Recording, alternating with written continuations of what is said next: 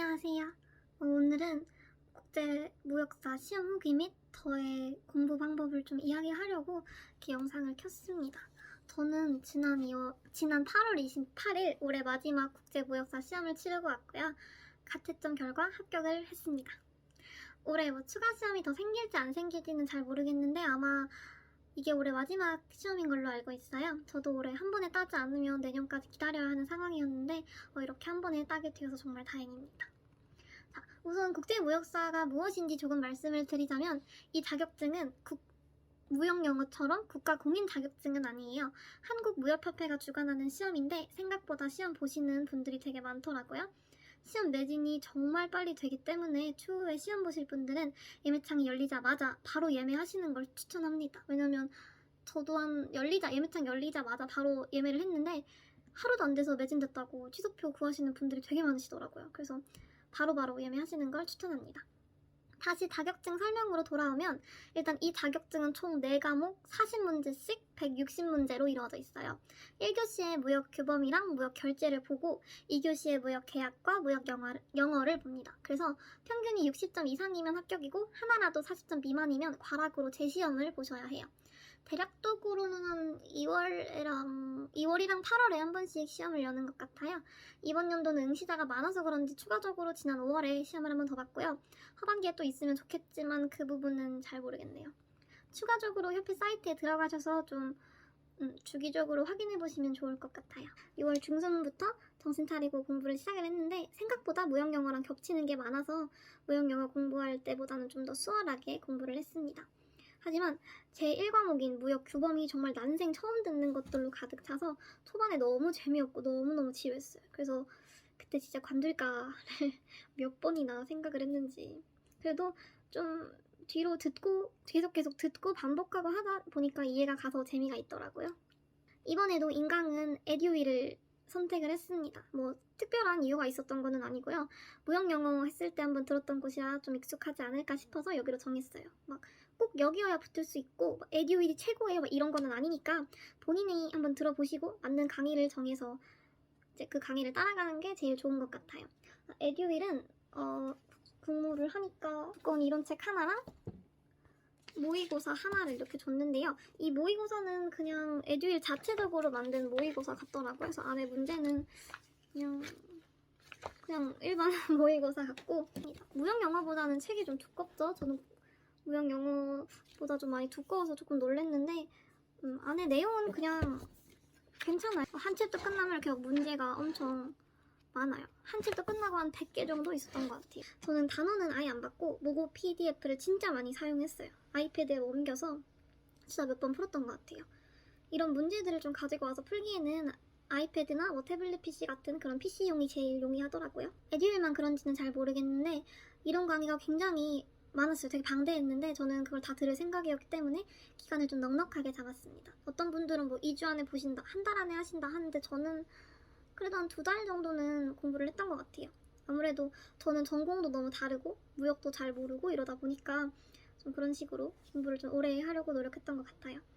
만약에 내 전공이 무역 관련된 거고 나는 무역 이론에 자신이 있다 하시면 굳이 다 안 들으셔도 돼요. 그리고 공부 시간 같은 경우는 하루에 3-4시간 정도였고 제일 많이 한 게 주말에 한 5-6시간 정도? 대신 좀 저는 다른 분들보다 공부 시간이 좀 적죠. 그래도 대신 매일매일 하려고 정말 많이 노력을 많이 했고 실제로도 매일매일 공부를 했어요. 좀 슬럼프가 좀 크게 왔을 때 빼고는 그래도 거의 매일 했습니다. 앞서 말씀드린 대로 저는 이런 강의를 다 보고 모의고사를 풀었습니다. 바로 그냥 모의고사를 풀어버렸어요.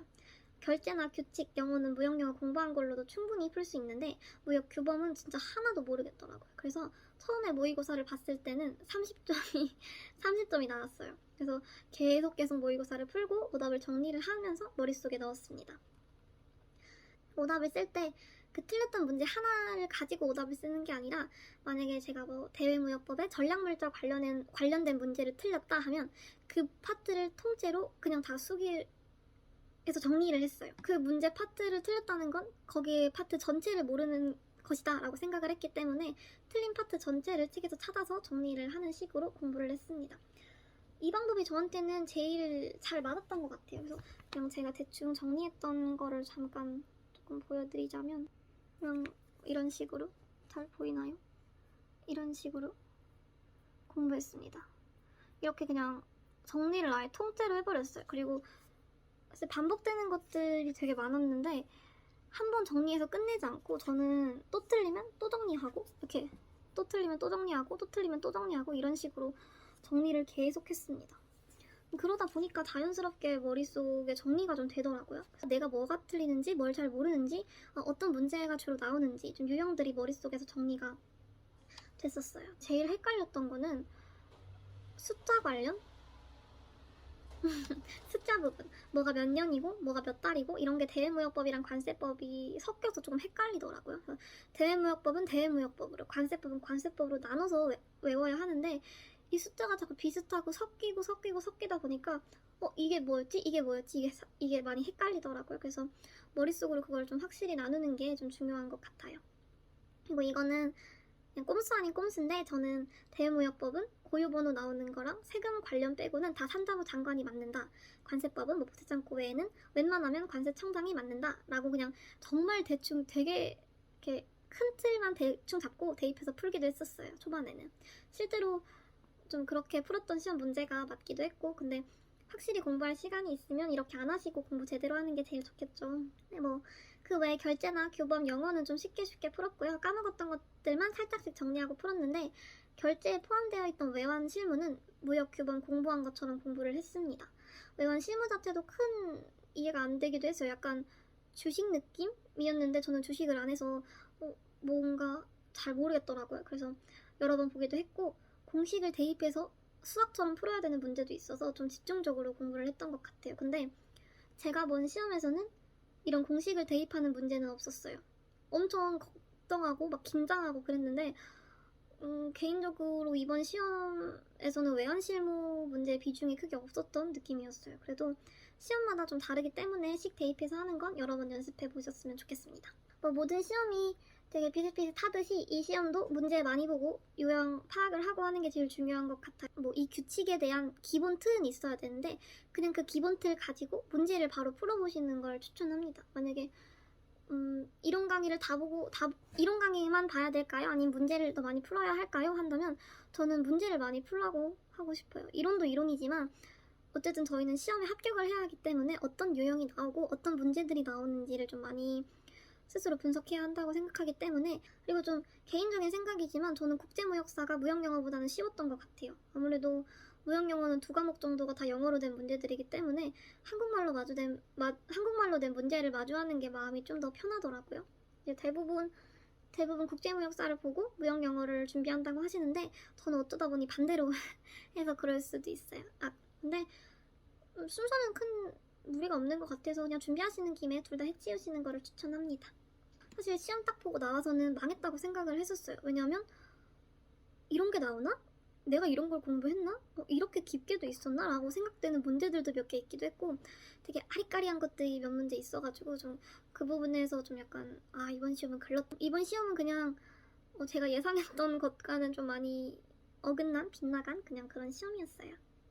그래도 막 못 풀 정도로 막 어렵고 극악의 난이도 이런 건 진짜 아니니까 그냥 공부 잘 하시고 꼼꼼하게 보시고 하면 진짜 충분히 붙으실 수 있습니다. 그리고 이거는 개인적인 TMI인데 사실 이번 시험을 준비하면서 다이어트를 좀 했었어요. 그래서 저는 좀 극단적으로 다이어트를 하는 편이다 보니까 기력이 많이 같이 빠져버려서 중간에 슬럼프 아닌 슬럼프가 좀 크게 왔었는데 공부고 뭐고 다 하기 싫고 그런 무기력한 상황들이 지속이 되더라고요. 그래서 성격상 뭔가 시험 준비 중에 뭔가를 준비하고 있는 중에 본가를 가거나 친구들을 만나는 등에 놀러 가는 거는 정말 스스로 이해도 안 가고 용납도 안 돼서 공부를 하든 안 하든 집에만 있었는데 이런 기분이 들 때는 한 번씩 그냥 밖에 나가서 숨 좀 돌리고 하는 게 좀 필요한 것 같아요. 저 말고도 되게 많은 20대 분들이 공시도 하고 자격증도 하고 막 스펙도 쌓고 대외 활동도 하면서 좀 바쁘게 보내실 텐데 힘들거나 너무너무 지치실 때는 어디라도 가서 숨 좀 돌리고 좀 다시 차분하게 시작하셨으면 좋겠어요. 사실 미래 저한테 하는 말이기도 해요. 제가 이상한 곳에 좀 고집이 세서 뭘 정해두면 절대 그 틀 밖을 벗어나지 않거든요. 그래서 이번에도 고생을 정말 많이 했습니다. 아무튼 힘들거나 지치시면 한 번씩 아니면 2번씩 아니면 3번씩 숨 좀 돌리고 좋은 것도 보면서 힘 좀 얻으셨으면 좋겠어요. 그렇게 멘탈 갈린 상황에는 내가 아무리 다독여봤자 멘탈이 안 붙더라고요. 그래서 네, 그렇게 한 번씩 숨 좀 돌리고 다시 리프레시하면서 공부하셨으면 좋겠어요. 아직은 제가 스펙에 좀 별 볼 일 없다는 생각도 들기도 하고 공부를 하다 보니 개인적으로 공부에 대한 욕심이 커져서 자격증 몇 개 더 도전을 해보고 내년부터 이력서를 내보려고 합니다. 이제 올해 말부터는 자소서를 조금씩 적어볼 거고요. 내년에는 정말 이력서를 넣는 찐 취준을 한번 해보려고 합니다. 제가 애매하긴 하지만 대학생의 신분이기도 해가지고 이 신분에 머물러 있는 김에 해야 할 것들을 좀 많이 해놓아야 될 것 같아서 네, 준비를 더 해보려고 합니다.